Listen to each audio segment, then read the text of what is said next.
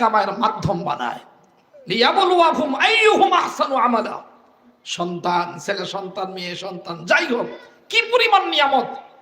আল্লাহর নবী বলেছেন, হাদিসে আছে, সহিহ হাদিসে বা ঝরঝরা সহিহ হাদিস, যদি ছোট ছোট ছেলে মেয়েরা নাবালেগ অবস্থায় আল্লাহর দরবারে চলে যায়, ইন্তেকাল করে, আল্লাহ রাব্বুল আলামিন ফেরেশতাদেরকে জিজ্ঞাসা করেন, ইয়া আইয়ুহাল মালাইকা, হে ফেরেশতার দল, হাল কবাজতুম সামারা ফুআদি আবদি, আমার বান্দা বান্দির কলিজার টুকরা কবজ করে আনছো নাকি? ঘা আনছি তো।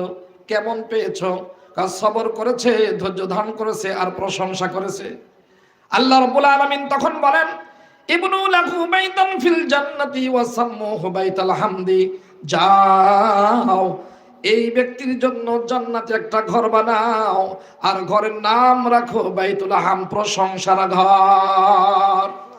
এ আব্বু জানো, মা যাদের ছোট ছোট সন্তান